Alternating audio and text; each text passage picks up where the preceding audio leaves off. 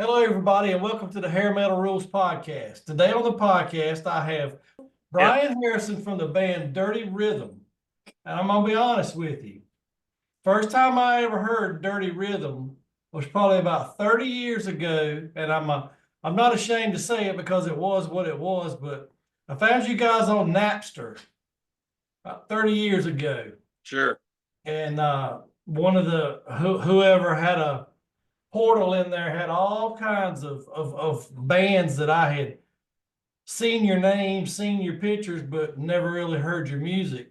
And I downloaded the Hard as a Rock album and telling you guys should have been so huge. You had a good Skid Row sound, and tell me about your band. Well, we kind of caught the tail end of the hair metal scene. Some people Right. want to call it butt rock or whatever, glam metal or something like that. But I had intended to become a recording engineer, and I went down to Los Angeles for about 2 years in 87 and 86, 87, and was just doing recording engineering school, and did a little bit of guitar down there too, but mainly was down there for engineering. And I had been in just whatever local bands before that, just farting around in my friend's basement, mom's basement. So, but no, I went down there and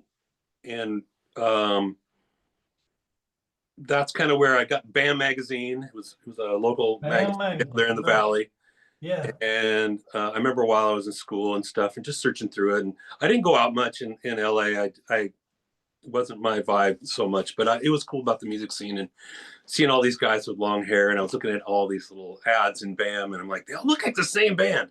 Anyway, they just changed the name. Anyway, I remember seeing Guns N' Roses in there before they hit MTV, and Sex, Booze, Tattoos, and I was just kind of laughing. I'm going, this is all great.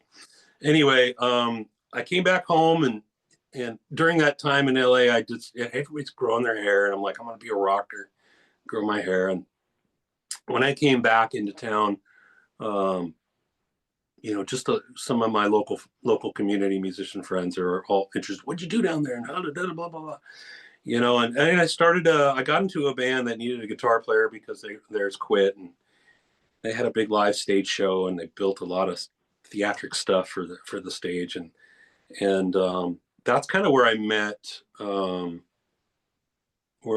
a couple people in that band. That it eventually everything kind of fell apart, and so I stayed with a couple of those members, and we found another guitar player, and then eventually another singer, and that turned into basically Be Dirty Rhythm. And what it started as and what it ended as, it was always, the core was Jeff Bonds, the singer, and myself, and we're the ones who wrote everything for that band. And we had a couple guitar players, but then the guitar player that we had left for a different band called Hot Boy, because the guy that was financing that whole thing, he had a lot of money and he had a big boat, and they were doing a video, and this guitar player was very, very good looking. He was like a Mike Tramp lookalike, totally blonde. Yeah, I know. I know. It was just like, I'm like, okay, Yeah. dude, all right, whatever, I get it. And it was funny thing is, at the time, she wasn't my wife at the time, but she was asked to do this video, and it's on this boat in the Willamette River in Portland, Oregon. And it's all rock and roll and hair and boats and bikinis, and I could understand. I was kind of jealous, actually, of the guitar player. I'm going, wow, they're back with money and blah blah blah. And they're doing a video, and anyway, it ended up just being that power three piece with a lead singer, and it just seemed to work out better that way. And then we were packing out a local place. They called it Eli's Hard Rock Cafe. It wasn't the Hard Rock Cafe, but that's back then what they called it. And we started playing there, and it was kind of the place to go in Portland. And a label had rolled into town, an indie guy who used to work for Polygram Mercury. He was like involved with like signing the New York Dolls, and he worked with Rush and all this stuff. And he had an impressive resume, and older guy. And what he did is he basically partnered with a guy who lived here in Oregon, and the guy's name is Tim Blixseth. If you Google him, there's all kinds of crap on this guy. Anyway, he's a self-made millionaire doing in the timber business, of course, Pacific Northwest, Oregon, and he just made a buttload of money. And he actually, a few years prior to him making all that money, he sort of dabbled in country music, and he wrote a song that did okay, and I can't remember who they gave it to, but he didn't perform it, but kind of sold the song to a different country artist and got a little bit of notoriety. And anyway, this Polygram guy who came to the Northwest to start this indie label knew him, who now he had all this money, and so they started this label. And they managed to get some distribution through BMG, so it was national. And then they affiliated with another label called Jupiter. I don't know. Another, trying to remember. Anyway, so they had another affiliation with a label out of California that was able to get us into Japan and get us released there. But anyway, they found us through just, word of mouth and stuff in the local magazine. Who's drawing, who are the bands. They're just out scouting around. They signed a guy named Curtis Delgado, who he's still out there, national guy. He was responsible for the Blues Brothers and that whole act. The Blues Brothers, Belushi and Aykroyd, they saw Curtis Delgado down in Eugene, Oregon. That's why, well, like Animal House, during the Animal House shoot or something like that. Right. Anyway, they met Curtis Delgado down there, and he was a blues guy, and he was a pretty big blues guy, harmonica player. They signed him first, and they did this deal, and then they were looking for a rock act, and at the time we were kicking ass, man. We were filling up the clubs, even on weeknights. They give you the weeknight thing first, kind of try out. Well, we'll give you a Tuesday, and we'll work into the weekend and see what happens. We're like, shit, okay, whatever, we'll do it. And we started playing, and we played a load of danceable, heavy-ish rock songs along with our originals. We couldn't just do all originals, so we just made it a rock show, playing covers, slipping in our own music, and keeping people on the dance floor. And we did calculate our set list. It was all about the girls on the floor, and if the girls are on the floor dancing and they love the band, the guys have to tag along. Even the guys like this, the other musicians, and the singer Jeff, he was definitely, that was just a great addition because he's a good-looking guy, great voice, had that Skid Row vibe to him, and so we picked a lot of songs that he could in that range and he could do. It was impressive, and so the word of mouth got around pretty quick, and we were packing it on a weeknight, and it was like, we're going to put you guys on a weekend, and we were lucky it was the right unit. You can be in so many bands, and there's a weak point or something like that, and this just didn't happen that way. We did acquire the Troy and Anthony, bass player. We met him up in Canada while we were recording, and they ended up joining the band because when we got noticed and entertained, and we were at that point about all turning around 25, and we're going, we're not going to be young forever, and this is a deal, and nothing else is on our plate. We haven't got anything better. It wasn't the perfect deal, to be honest with you, but it was something that, hey, deals can be renegotiated. Let's see how we do, and this isn't bad. And look, they're going to spend a bunch of money. We're gonna do stuff. This could be it. So we all said, all right, let's do it. We went up to Canada. Paul Dean from Loverboy, they had hired to be our producer, and it was like, oh, I didn't know he produced albums. Okay, so yeah, he's got a studio up there, and it's great. It's like, okay, sounds good to me. And he was under management with Bruce Fairburn, who is a Canada guy, and we're like Bryan Adams, and even at the time, I think he was Bruce Fairburn. Their management up there was also handling Def Leppard. I remember meeting the guitar player, not the guy that died, the other dude who's still alive. Sorry, can't forget his name at the moment. Remember meeting him, and I'm like, wow, okay, this is the real deal. So it was interesting going into Paul's studio. Anyway, various things happened while we started that album that pushed us into changing some members, and ended up being, that's how we met Anthony up there. He's a Canadian guy, and some people mistake us for a Canadian band. Some people have some misinformation out there. Oh, Right. Canadian band, Dirty Rhythms. Like, no, we're from Portland, Yeah. Oregon. We There's went two, to Canada to do it. Right. You know, and yes, Paul Dean is Canadian, and he's our producer, and then he brought in Phil Caffel, who did like White Lion. I was mentioning Mike Tramp earlier. White Lion, he had done things like Cher and Cheap Trick, and so I was looking at his resume. I was like, wow, and he brought up this big rack of gear and stuff to mix us, and it was pretty interesting. I mean, that really felt, while we were up there recording, we played a lot of clubs in Vancouver, BC, and around that area, and sometimes we would, back when we commuted back and forth to get the album done, because we would spend a few weeks at a time. I would take a little break. Maybe Jeff had to do some singing. I'd go back to Portland because it's not that far, really, about 6-hour drive. But we just, we were really playing a lot while we were up there. While we were playing up there, I met David Lee Roth, because he was up there doing something at Little Mountain Studios. He was staying in the Nelson Place Hotel where we were staying, on the floor, 2 floors above us. He had the whole floor, the whole level. Wow. And there was a strip club at the bottom of that hotel, and there were strip clubs all over the place up there, and very good looking ladies of the evening. They were beautiful everywhere, and it was interesting.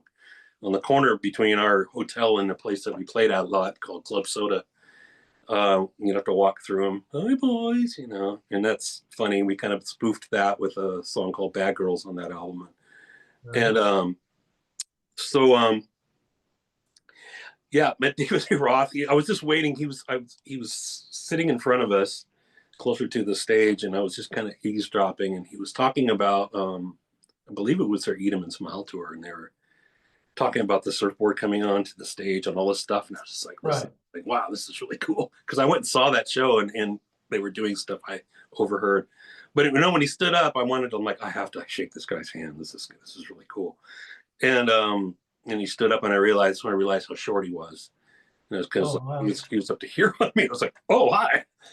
Hey, I just said, hey, I admire everything you guys are doing, and sorry I was eavesdropping. I can't wait to see your next tour. And he just, big smile, big grin, just, Dave, you're why I do it, man. You guys are why I do it. And while we played up there, I was able to meet Lars and James Hetfield. They came into the club when we were playing, which was very intimidating because it was Metallica, right? And James just kind of nodded his head, and he said a couple things. He was wearing a cowboy hat. He goes, you guys are all right. I was like, all right. He thinks we're all right. He goes, why are you playing cover tunes? And I was like, because we got to fill 2.5 hours of fucking music. And that's all he said. And then he disappeared. Lars hung out until everybody was gone in the club, and we were done, and demanding Shirley, that was her name. She was the manager there, demanding that she break out the good champagne, and he's not going anywhere. I'll buy the club. And anyway, needless to say, he was going pretty hard, and it was cool. Met him there. We opened up for the Black Crowes there, and that's right before their big single came out. They were out there, but their radio hit was that cover tune. Hey, don't think, let me light your candle, because that one came out, and it was huge. And it's like, and because we were staying there 2 blocks away, and we were doing well at the club, Shirley says, you guys want to open up for the Black Crowes? I'm like, I think I've heard of them. Okay. And then I realized who it was. It's like, oh, this is cool. Because right after that, they finished that tour. They went big. So needless to say, at the time, we were all pretty much pinching ourselves going, hey, we're all going to be rock stars. This is going to be great.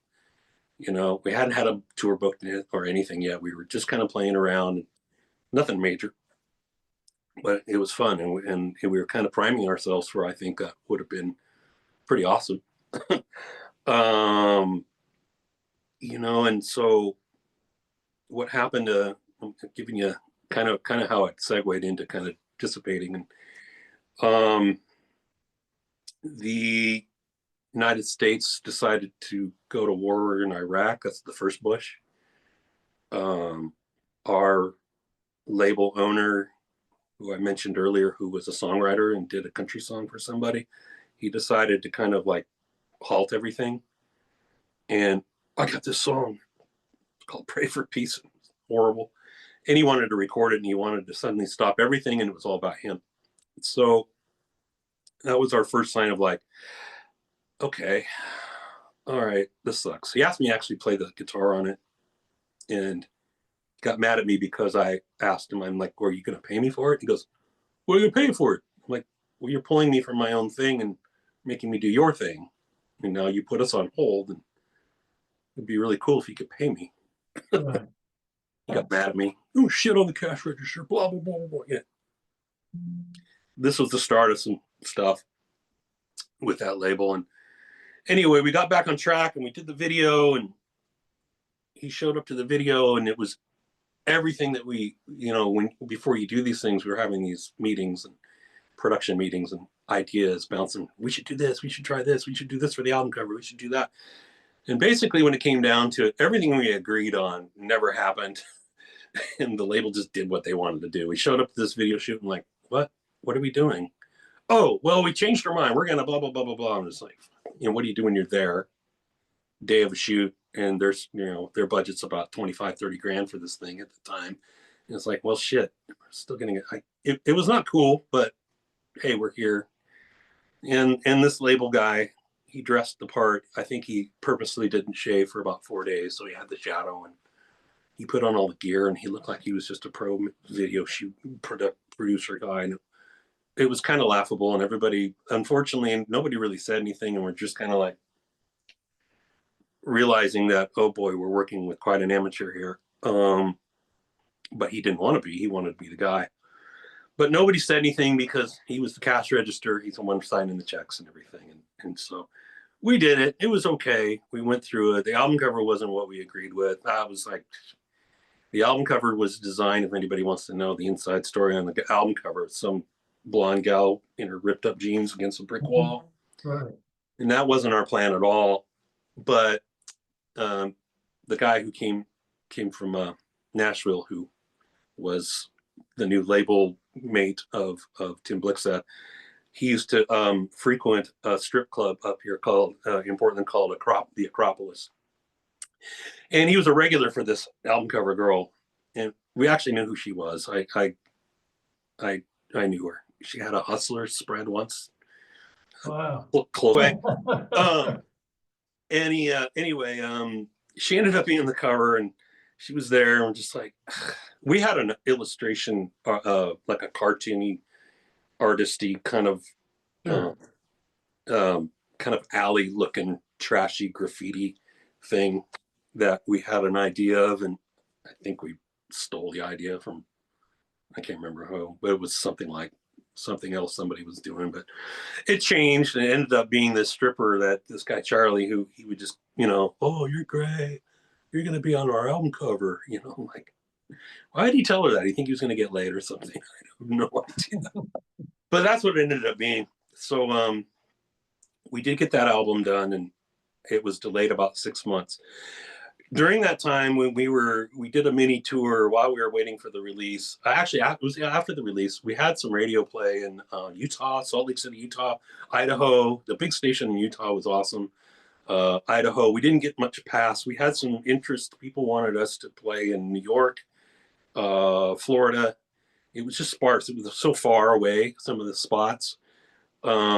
So it was really hard for us to convince the label to fork out the money and let us tour. He said, yeah, the big radio markets are far apart, but we can squeeze in and do smaller gigs on the way. And we had it all worked out. We had it all budgeted and everything. And they just, no, we're not going to do it. We're just not enough. And it's like, oh my God. In the meantime, they signed Jack Wagner, who was a soap opera star. Soap opera star, yeah. Melrose Place. So yeah, Jack Wagner gets in there, and well, we're busy with Jack now. And I said, look, time's burning here. Meanwhile, while I'm in the passenger van on the way to Salt Lake City, Utah, which was a really awesome gig, by the way, because we were on the radio, and So people knew our songs and they were singing, and we had the security and we had a limo, and I was like, wow, we're going to be rock stars. It was fun. It definitely really was a taste of like what I thought would have been a lifestyle for a year or so. But I remember in that van, our road manager tossed me, I had a little Walkman on, and he tossed me this cassette, and he goes, hey, Brian, listen to this. And it was the Temple of the Dog album that they did, that Pearl Jam and the Soundgarden guys. And it was a tribute to Andrew Wood, who was a Mother Love Bone who OD'd of heroin. Right. Great album, by the way. So he goes, you're going to really like this. So I'm in this van and I put my headphones on and I'm listening to that album, and I was looking around at my guys and I was like going, fuck, this is over. We're done. Yeah. Right. I knew it right then. It was like, I really liked the music. I wasn't against it at all. I'm like, huh, there wasn't any blistering, crazy, look at me guitar solos. Look at me, look at me, look at me. I'm like, but you know what? The song was fucking killer. Wow. The arrangements, the chord voicing, the whole thing, you know, arrangement wise, this is beautiful. And the voices, my God. And then I started listening to the lyrics and I was like, wow, this is really cool, you know, because I was in an environment where the lyrics were very, I don't know, juvenile, toxic masculinity kind of crap. Right. Yes. I didn't pay attention to Jeff's lyrics, honestly, too much. I was more of the music guy, and lyrics for me were always kind of secondary. And then I realized, and I was going, wow, you know, look at the difference in the maturity over the lyrics and the messages and stuff. And I just kind of knew something clicked, and that was it. That was the start of, I think within the next year we were done. The music style changed. They wanted to remix some stuff on the album to make it more radio friendly. And they were taking out some really cool, crucial stuff. And I'm like, I don't get it, because the Black Album, Metallica, was out. And I'm like, I'm talking to my label going, are you listening to what's on the radio right now? And you want to make this more radio friendly or commercially? I said, it's quite going the other direction. Oh, you know what we're doing, da, da, da, da, da, da, da, da. And they did a remix on some songs that were really done well by Phil Caffel, of course, but then they got a local guy here to do a remix on it and ruin the snare sound. And it just, a lot of bad blood was starting to happen between us and the label. And then we were at the point where it's like, you know, they were mad because you guys are shitting on the cash register. And it's like, we don't care. Drop us. This sucks. So unfortunately, that all kind of just dissolved. We did a little heavier album after that. You know, this is where I started to, and a lot of people started to hop on all those bandwagons. The music changes and the bands change. They start writing differently, and you know. And I remember the grunge thing hitting. You know, we stuck it out after the label thing was over. We stuck it out for maybe another year after that and tried to kind of hop on a few bandwagons. And I realized going, it's just so forced to try to be relevant. For me, I wasn't having any more fun. And unfortunately, I don't have a great relationship with the singer anymore.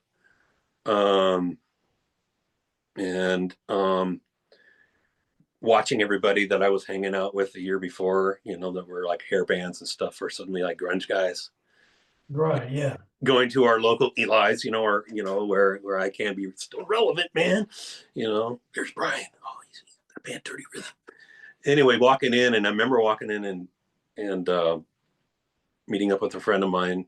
There was another above Eli's. They opened up another place called The Bone, and it was a little edgier, and it started bringing in that grunge element and some of the heavier elements of punk and stuff. And I remember going up there, and I was still kind of my regular self, my late 80s self, and it was like 91. And I didn't put on the outfit yet for grunge. Right. And so my friend in the grunge outfit, he's like standing next to me. Hey, look at all these fucking posers. He's looking all over. I'm like, really? He goes, oh, I hate these posers, man. I hate these posers. I said, huh. And he used to, you know, be in the same group. And I looked at him, and his little toque and his whole outfit was the whole grunge thing. I said, you are the biggest poser in here. And he goes, what? He says, you are the poster child for the new movement here. You are it. You are the poser for grunge in Portland. Congratulations. Can I take your picture and make a poster of you? And he didn't like that. But then he laughed. He goes, I kind of get what you mean. I'm like, yeah. So that was it. That's kind of like the end of, that was sort of the end of Dirty Rhythm for me, and some other things. And, and I hopped on about 3 or 4 bandwagons at probably 5 to 6 years after that, in a period. And that was pretty much it. I still am in contact. The drummer Troy is still in town. Anthony in Canada, I talk to him once in a while. I don't talk to Jeff anymore at all. We had a couple opportunities not too long ago because of the resurgence of some of that music, and people like you who are finding this, going, whoa, these guys. There's a few others. Actually, I re-released the album in France. Bands like yourself, and you mentioned Hot Boy. I know who Hot Boy is, and there was a Wild Boys, and you guys are like, I want to say, urban legends when it comes to finding your music. For the simple fact, if some of your music pops up on eBay, a person's going to pay a pretty penny I get zilch. get it. I know, and you get zero, but there were so many great bands that came out at the end of the whole hair metal. I call it hair metal. People don't like it, but it's my show, so I call it hair metal. And there were so many great bands that came along, and I've always been a fan of yours, and it's interesting to hear your story. I mean, you guys, they messed around with you, and next thing you know, there's another whole genre of music that just puts a blanket over you guys. And I think the 80s were, in my opinion, were the best decade of music. I guess I'm just biased. Yeah. But there'll never be, I tell on my podcast all the time, if I had a time machine, I would go back to 1986, 1987, because I would love to walk the Sunset Strip one time and see what it was all about, because there was such a culture there. And it wasn't, I'm sure with some of the bands, it was dog eat dog, and I'm going to do better than you. I'm going to stab you in the back, blah, blah, blah. But I have talked to some guys that, said it was a brotherhood too. It was. Because you wanted everybody to be successful, and you tried to help one another out if you could. Sharing a spot, or my amp went out, let me borrow yours, or things like that. It's so interesting, and please don't take this the wrong way, what I'm about to say, but underrated hair metal bands are my favorite bands of all time. I love the Hurricane Alice's. I love the Leather Wolves. I love the Heaven's Edges. I love Dirty Rhythm. I saw pictures. You spoke of BAM magazine. I have bought some BAM magazines off of eBay recently, because I remember in high school, I remember seeing a copy of that, and it was so cool seeing these little bitty pictures of these bands, and you saw a name, you didn't see a face, you didn't see a band, and just there was so much going on down there. And of course, when MTV came along, the Headbangers Ball propelled a lot of people to another level. Right. And, it was cool. One of my favorite bands was a band called Dirty Blonde, and they had a song called Passion. And I believe, just from what I read, the lead singer his last name was St. James, but I was always told it was Jamie St. James, his little brother. I don't know if that's true or not. Who knows? But anyway, doesn't ring a bell. But just bands like that, just searching for you guys and finding your music and being able to listen to it. There's so many people out there, Brian, that don't even know who in the devil you guys are. If it would have happened all a couple of years earlier, I think there would have been a lot more legs. I think we would have been on some tours with like Firehouse, because we knew those guys. I met the guys in Trickster at the show here in Portland. It was Warrant, Firehouse, and Trickster. I remember really good friends, but they were friends because our bass player Anthony's old girlfriend at one time was at that point dating DJ. CJ Snare. DJ Snare, yeah, CJ. And so yeah, that was interesting. So we got, when they came into town, they did there was two shows. They did one in Salem that Tesla was a headliner, and they canceled because the guys with the dB meters were out there. It's too loud, and it's like, just sound check, man. It's too loud. And so after a while, Tesla just said, "Screw you," and canceled it.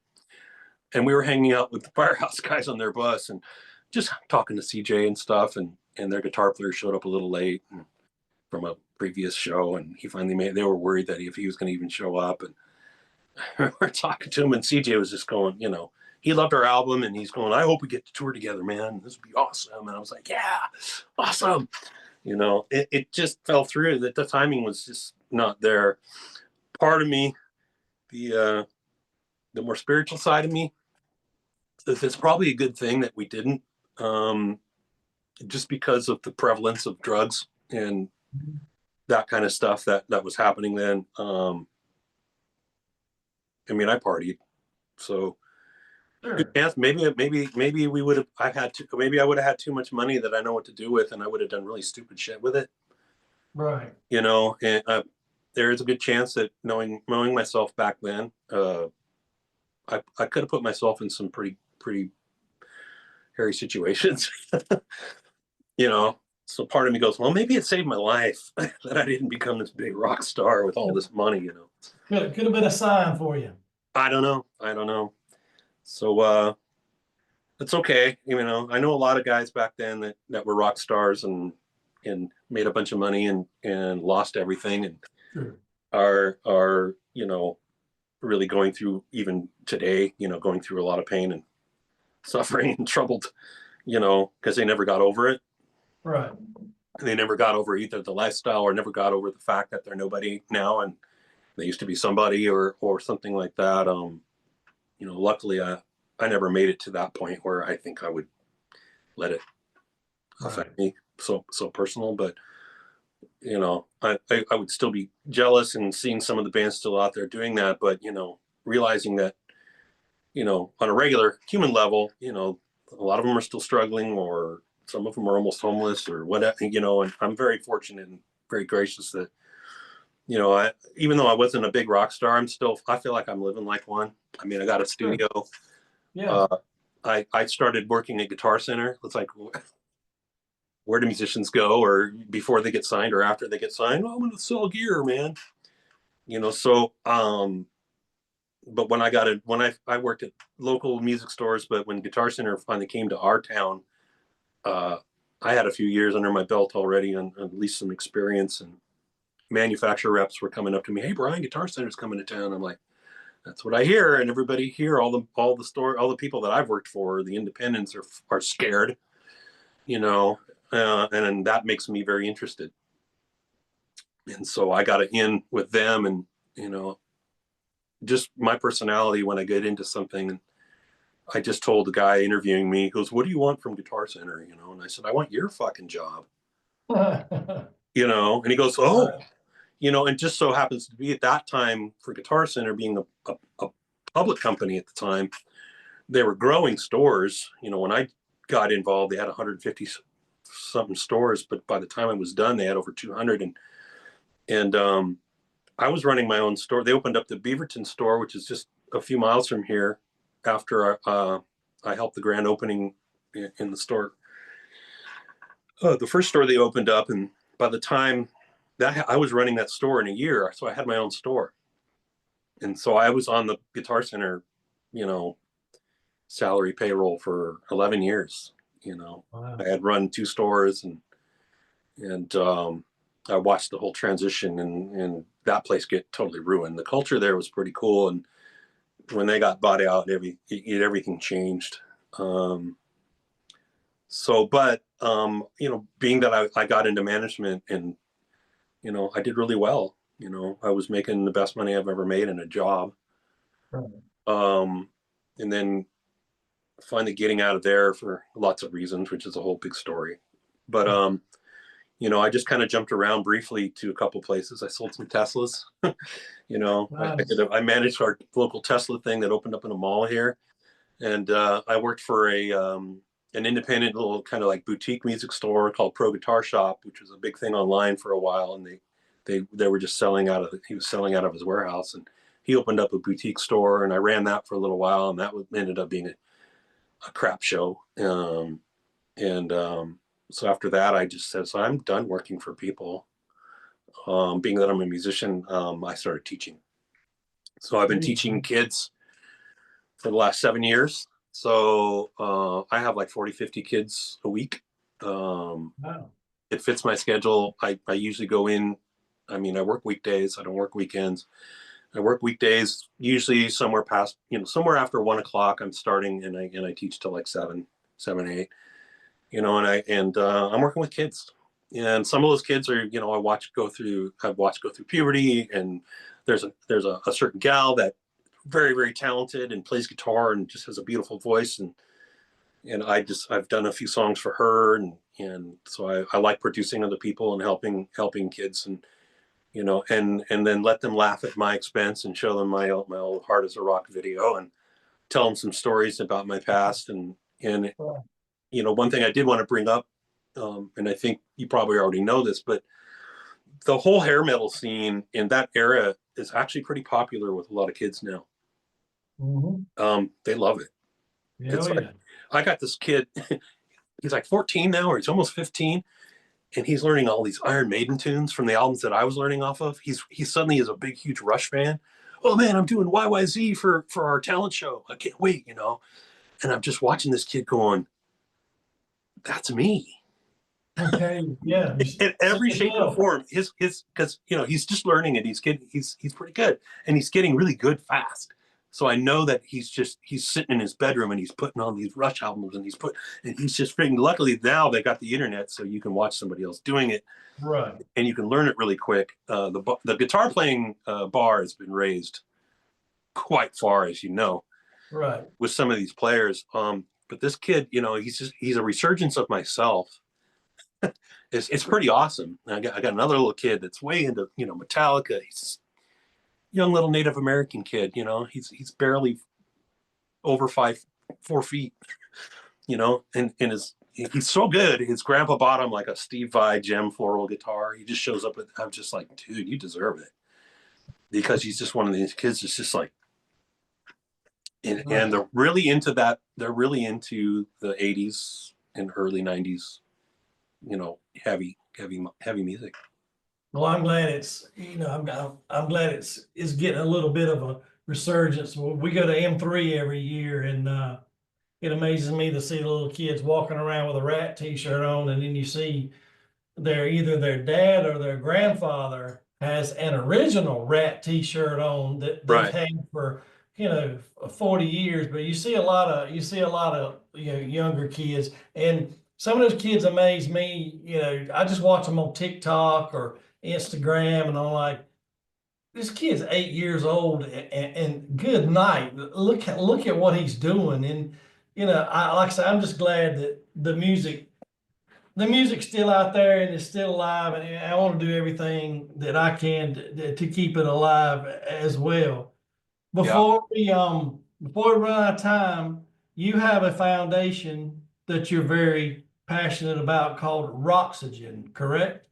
Yeah, that's the name of the event. So thanks for Okay. giving me some time to talk about it. Yes, sir. Um, One of the things I've been doing since 2012 is putting together a charity events for Mm. various causes. We've done them for New Avenues for Youth, which is a for homeless youth. There's a big organization in Portland that helps get kids off the street, give them music programs, other things to do, life coaching skills, things like that. Warm place to, you know, ones that are clearly trying to make something, Right. and make a transition out of their situation. And autism was a big one that we did it for, and it started in 2012. And And the one we're doing now, Roxygen, is for Pulmonary Fibrosis Foundation. I have a best friend who's dying of IPF, which is idiopathic pulmonary fibrosis. This friend of mine I've known since junior high. We've played in bands together and whatnot. Another guitarist, and he was diagnosed about 5 years ago. 3 to 5 years is kind of what they say. When I looked it up, when he told me, and I was like, shit. He's still kicking around. He's doing okay. I don't think he's anywhere near too close, but I see the progression in it. And we decided to make our charity about Pulmonary Fibrosis Foundation this time. We haven't done it since 2019, so we brought this back after all this time because COVID. You know, but it was really derived, the platform, which makes this really cool. I'll try to make this quick. A friend of ours that we know in the music community back in 2012 had died of an overdose. And he was really a really great guy, phenomenal guitar player, very well respected amongst everybody. You know, people that just, oh, that guy, yeah, man, he's a really good musician. And it wasn't just guitar; he was just all around a really great musician. Anyway, so somebody put together a memorial kind of thing for him and a get together at this little dive bar, right? Well, 200 people showed up and it was packed, and they had a stage. It wasn't too small, but they had a stage, and it was really just kind of for people to go up there and you know, it was kind of just not really rehearsed or anything, but people just got up and played some covers that they knew and jammed together. And I'm looking around, and this was like, you know, 2012. We're talking 10, 12 years that some of these people I haven't seen that were in bands here locally, you know, had the hair and had the whole look, and haven't seen them forever because, you know, they got married, bought a house, had kids, whatever, starting an adult life, you know. And then there they were, and I was looking around, and for a somber situation, everybody was having such a good time, and I was watching all these people in the audience that I remember seeing back in the day, and they're all out supporting, and it was like, wow, everyone's having such a great time. Look at the musicians. I haven't seen him on stage for 10 years. Look at him. He's high on life because he was playing in front of 200 people. Right. And it's like, what musician isn't going to have a great time on stage when there's that many people? Yeah. You know, that's the ultimate high. That's why we do it. And my friend I was with, he goes, wow. He goes, it really sucks, Brian, that it takes someone to die for this to happen. And I just kind of looked at him and went, uh-huh, it does suck. But you know, that's the truth. That's the truth, right? What you just said. Yeah. So we decided about a day after that, we talked about it more. We decided, let's create something like this again without somebody dying. Right. You know, so actually this is the first t-shirt from that. We changed it. It's a local Monsters of Rock PDX, right? Right. And we figured, well, it's just a local thing, and we're not going to get sued for using Monsters of Rock. It's, you know, we'll just call it what it is. People, you know, it's the local Monsters of Rock here. You know, so the platform was finding people from, you know, we had some icons here locally from the 70s who even went national, 80s, 90s. So we got like 50 musicians together. And I put these musicians in bands with each other that maybe they never played together. They've heard about each other, but they've never played in a band together. So we would handpick certain musicians like, okay, we're going to do a set. Okay, we're going to do a 4-song set and pay homage to the late 70s, you know, some of the songs that were just like, oh, you know, who could sing that? And we would look through our catalog of, you know, of singers that we think, oh, they totally sound like this. So we would handpick the band. So we weren't just throwing anybody together. We picked the people that we thought suited the best representation of that song, that set. Right. So it was a super band. And we ended up creating, I don't know, I think it was like 50, 60 musicians to pull this off because we had about 8, 9 sets of music for the evening. And so they all got together and they learned their songs and they would rehearse, and they were really having a good time. And the first show we did, it was huge. We sold the place out, you know, and all these people came out of the woodwork, and I have video footage of all these shows. And the common thing is like, it was community. It was people getting back off, you know, from my humdrum normal, you know, a regular job life, you know, suddenly back with a guitar on and on stage, and people going, So it uplifted so many of my friends and people that I haven't seen. They were just, it brought them out, you know. Right. And so we did one every year, and they kept getting better. And it was just an amazing thing. And then 2019, and then Yeah. COVID. Right. Yeah. So I Put didn't a think we'd ever do damper on it. everything. Yeah. I didn't think we would do one, and we talked about it um, in in 2023. We talked about, after things were just okay, it's everything's coming back, and we should do another. And I'm like, I don't know, how's everyone going to feel by then? You know, it's been so long. And unfortunately, because of social media, various world events and opinions and whatever, how many people are now hate each other? How Sure. many people are Right. blah blah blah, blah blah blah, I block you. So I'm like worried about going, God, how many people are going to just say, screw this, I don't want to do this, or I don't want to see that guy anymore. So I was a Right. little apprehensive about doing it because I didn't think I would get the response. And at a meeting with my friend, while we were having dinner, our bubble, our COVID bubble, he says, hey man, if you ever do that again, do it for pulmonary fibrosis. I'm like, that's a great idea. And a few months later, we actually kept talking about it. I'm like, well, oh shit, that's it. Here we go. So I've been putting it together. Roxygen is for PFF. Again, it's going to be, we've got the black and blue guys. I think almost the whole band except Jamie. Jamie's not part of it, but the rest of the guys, they're all playing as part of it. We've had Jennifer Batten from like Michael Jackson. She lives in Sandy, Oregon, which is not too far from here, and she plays a lot in town now. And she's part of our community because she's moved here Right. to Oregon. She was in one. She did a whole Jeff Beck set, which was awesome. And we've had people from the Robert Palmer band, the guitar player, and just various. We'll have Curtis Delgado, I think. Actually, he's going to come in and play some harmonica on some stuff. You can go to the site. I gave you the link. You can donate right there on the spot. Go ahead and tell them your site. Yeah, I gave you the link. If you go to Pulmonary Fibrosis Foundation Right. and the events, get involved, there's on February 22nd, if you just pick that date, you're actually going to see the site they built for us. I have also a site through the Headliners Club. The Headliners Club is a venue here in Lake Oswego, Oregon. So if you were to look up Headliners Club, and you'll see it, Lake Oswego, Oregon, go to their event calendar, go to February 22nd, and you'll see Roxygen, and it gives you a full explanation, ticket links if find yourself coming into Portland or Lake Oswego that date or know anybody, share the info. If you can't make it, there's a chance we're going to stream it. I'm not really advertising that because I don't want people to be lazy and just stay home. I'll just watch the stream. Sure. Somebody's going to stream it. So I'm sure.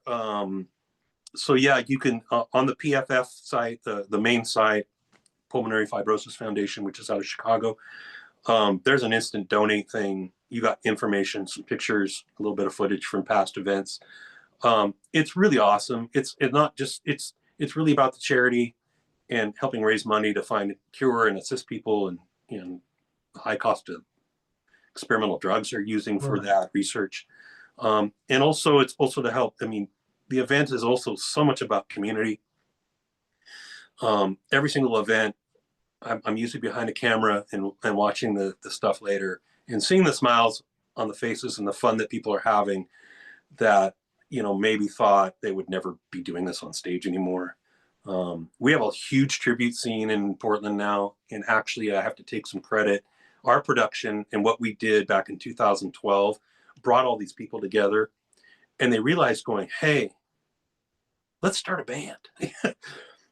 And so I was watching these bands sprout up from those events. I was like, awesome. So helping facilitate that for somebody, Right. Yeah. that turned into, for a few of them, it turned into very lucrative because we have a Journey tribute band in town that just kills it money wise. And they do a very good job. I think they're at the tail end of their run. They've done it for about 10 years now. There's a big, huge Guns N' Roses tribute band. They actually got on national TV. They were called Appetite for Deception. Huge. That was from some of the, Brandon Cook, who's in Black and Blue now. He was Slash. Anyway, just watching these little crop ups, and the Yeah. scene happened. Resurgence of at least the scene for us older guys. You know, you go to these shows and it's a bunch of it's some younger, but mostly late 40s and 50 somethings. Right. Yeah. You know, that are all there. You know, and let's face it, they're the ones who can afford some of these tickets, and they want something to do. That's And true. corporate entities really like that as well. And so a lot of these bands, it's a resurgence of some of these old rockers from the 80s. They're Right. making more money now than they were back then.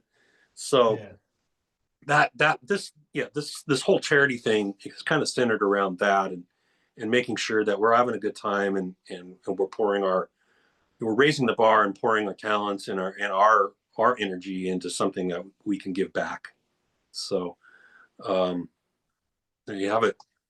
Well, Mr. Harrison, it's been a pleasure talking to you. Like I say, I discovered you guys 30 years ago on a website that was stealing music from everybody. But Yeah. at the time that was the thing to do. And I love Hard as a Rock. I love your album. I think you're a crazy guitar player. Thank And you.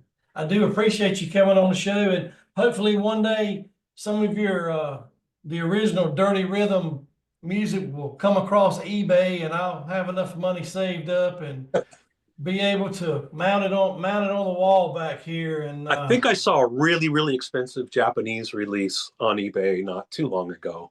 I maybe got snapped up, but um, yeah, actually, it's been interesting in today's now because of social media and different platforms, and having access instantaneously to the world. We literally have probably more people listening to our music now than we ever did. and that's not a bad thing. It's just a shame. It's like you said, Oh, it's it's a worth nothing shame. to me. You're right. You're not getting anything. But you know what? I feel for artists when it comes to that. But you know what? I've talked to people before and saying the same thing. You said, I was talking to the guitar player from Valentine, a band on the East Coast, back toward the end of the air. And he's like, it really flatters me when somebody hits me up on Instagram and tells me how much they love our album. And but we never really did anything. We had a video like you guys. We Yeah, never, but it's just, this music lives on, and social media is a good thing. YouTube is amazing to be able to find, you know, stuff about it, because there's not a lot about Dirty Rhythm, but it's amazing to see that there's still videos. I still have it. Wow. I lost it, but I got it back. Look at that. It's the Hamer guitar in that video, and I recorded the whole album on this guitar. Wow. Yeah, it left my possession to somebody I do know, and he held on to it for a while, and it found its way back to me. For a You while, I think didn't. For a while, I didn't want it back, but then I'm like, my wife's going, Brian, you want that back? I'm like, if okay, that guitar could talk, right? right? If it could only talk. Yeah, good times. Well, sir, thank you so much for being on the podcast. I appreciate you. I'm glad I got to talk to you, and yeah, thanks for some great. You guys are like one of the greatest underrated bands, and your music's still out there. People still love you, and good good luck with your foundation, Thank you. and teaching kids what you loved when you were a teenager and a young man. And I imagine it thrills you to see them playing music this 30 and 40 years old. Yep, it's pretty awesome. It's what makes me smile as I cruise closer and closer to retirement. Right now, I couldn't ask for a better opportunity to leave something behind. You always ask yourself as we get older, how am I going to stay relevant, or what am I here Right. for? You know, Right. and I always, if I'm ever asking God that kind of thing, I always get that, Brian, you're doing it, man. You got these kids and you're engaged. It's reality for you. It's your passion. It's where I smile when I don't have to force a smile, you just get proud and it's a good thing. So, hey, I appreciate you reaching out to me. I've just done maybe a couple of these in the last few years, and it always kind of surprises me sometimes when I get someone to reach out, and it's like, cool. Right on, man. Thank you for reminding me that was kind of a fun album. It was cool. And when I don't listen to it very often, but when I do, I just kind of sit there and reminisce, and I listen and I go, wow. Yep. There you go. That's what music's all about. Memories and good times, and taking you back to a time in your life when you got some great memories of it. Thank you, man. Sir, God bless you. Take care of yourself. Good luck to you, and I appreciate you, sir. All right. Take it easy, bud. Bye-bye, sir.